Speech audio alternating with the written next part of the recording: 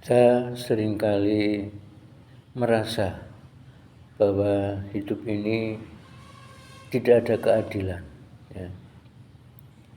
Kita merasa bahwa pemerintah tidak berbuat adil kepada masyarakat, kepada kita. Lalu kemudian kita berdoa kepada Allah SWT, menuntut keadilan.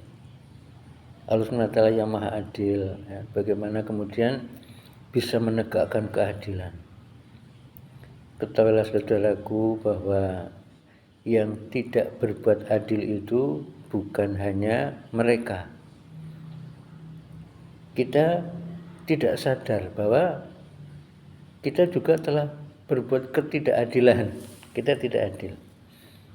Bahkan kepada orang-orang yang terdekat dengan kita, orang-orang yang kita cintai, kita tidak sadar, kita tidak merasa bahwa kita telah berbuat tidak adil kepada anak-anak kita, kepada istri kita, bahkan kepada diri kita sendiri kita telah berbuat tidak adil.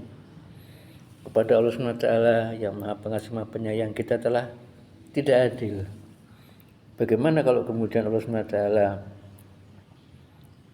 betul-betul menegakkan keadilan? Yang akan diadili pertama kali diri kita sendiri, karena kita tanpa sadar telah melakukan perbuatan yang sangat tidak adil pada istri kita, pada anak-anak kita, bahkan kepada diri kita sendiri, bahkan kepada Allah SWT kita telah tidak adil. Allah SWT memberikan segala-galanya pada kita, tapi kita tidak pernah mau mentaati perintah Allah SWT, tidak pernah mau tahu dengan sunnah-sunnah Rasulullah SAW. Itu satu ketidakadilan yang justru lebih berbahaya.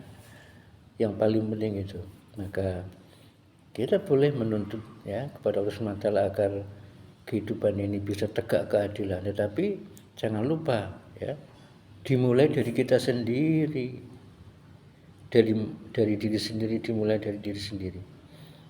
Kita perhatikan, kita renungkan bahwa selama ini mungkin kita telah berbuat tidak adil kepada istri kita, anak-anak kita, pada diri sendiri, yang harusnya kita itu berbuat adil pada diri kita, maksudnya bagaimana kita menjadikan diri kita itu seorang hamba yang taat Allah SWT, hamba yang menjalani kehidupan sesuai sunnah. Itulah keadilan yang sebenar-benarnya. Kita sudah mendapatkan segala sesuatu kenikmatan dari Allah SWT yang tiada putus-putusnya, tetapi kita tidak adil, tidak memikirkan bagaimana nanti nasib kita di akhirat. Kalau di dunia ini tidak ada apa-apanya, hanya sebentar, nikmat yang semu, nikmat yang terbatas. Kita tidak adil, sedangkan kehidupan sebenarnya di akhirat nanti kita tidak menghiraukan. Itu kan ketidakadilan yang benar-benar tidak adil.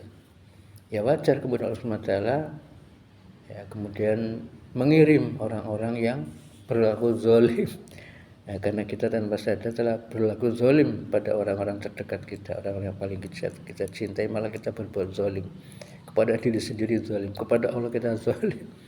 Maka Allah telah memberikan pada kita pimpinan yang zalim, yang tidak adil, agar kita itu mau berpikir, begini rasanya kalau kita merasa dizolimi, begini rasanya, tidak enaknya, tidak adil. Maka jangan berbuat zalim, jangan berbuat tidak adil. Ketika kita kemudian berusaha untuk tidak berbuat zalim, berusaha untuk seadil-adilnya, bahkan kepada orang yang paling dekat, kepada diri sendiri, kepada Allah, maka insya Allah itu nanti urusan Allah. Allah punya cara, Allah Maha Kuasa untuk bisa menegakkan keadilan. Dimulai dari kita berbuat adil kepada diri kita sendiri, berbuat adil kepada orang-orang terdekat kita, berbuat adil kepada Allah SWT, tidak menzalimi diri sendiri, menzalimi orang lain dan sebagainya. Insyaallah ya. Wassalamualaikum warahmatullahi wabarakatuh.